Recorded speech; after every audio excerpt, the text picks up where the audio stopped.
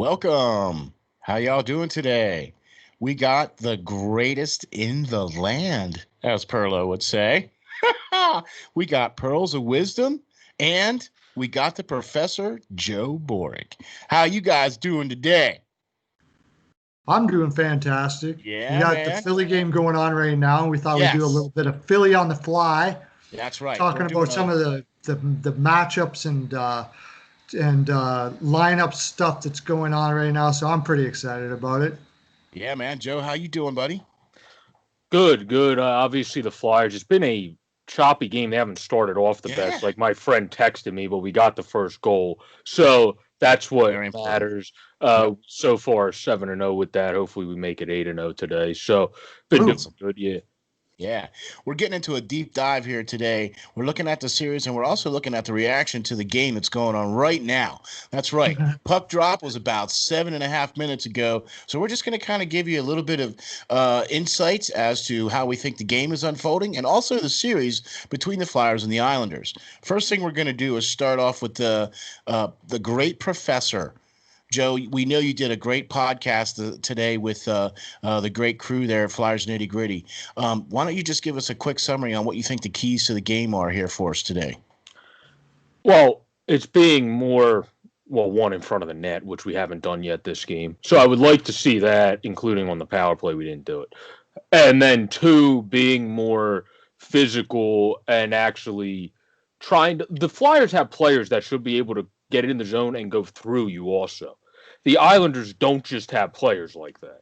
So the Exactly. Flyers have to start using their players that way. The way, like Pitlick, you could tell when he gets on a stride, he lowers his shoulder and stuff. I don't know what all of a sudden changed in JVR's game where he forgets how to do that all of a sudden or can't do it. Exactly. In Toronto, he was literally always coming down on the thing. Let me lower my Yeah, I know what you mean. Yeah, and when he was first here, and now all of a sudden it's like that's just not a part of his game anymore. exactly. So I that's why I said for him, he just needs to be Mike Knuble. Just get your ass in front of the net and Right. go Yes. for the deflections. Yes. Oh, Because you're not doing anything else nope. otherwise right now. You just got to stay. You're not fast enough, obviously.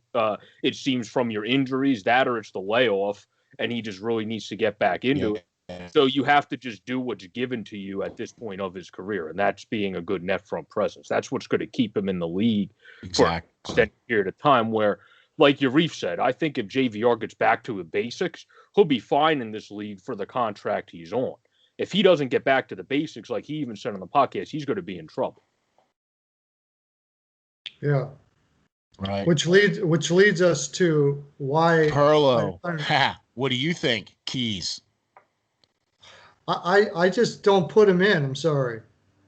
You can try. I'm not putting. I don't really get it. He hasn't been what he needs to be for this team in these playoffs. And I know he's a big body, but if you're not playing with a big body, what does it matter? Yeah. I think it's because no one else is.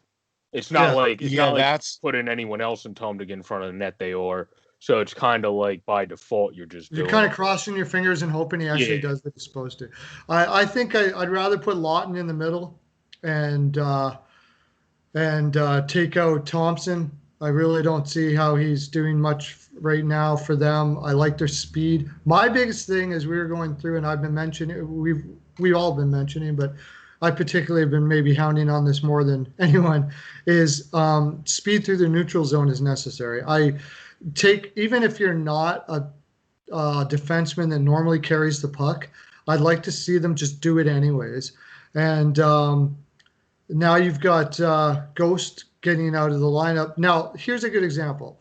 Van Riemsdyk isn't doing his job, okay? Ghost's job is to do that, and guess what? Ghost isn't doing that either. But Ghost will get removed and stay out, where Van Riemsdyk will keep on coming back in. Maybe that's work ethic. I don't know. I'm not in the room all the time, so maybe when Vanny's out, his work ethic forces him back in the lineup. Do you think that's possible?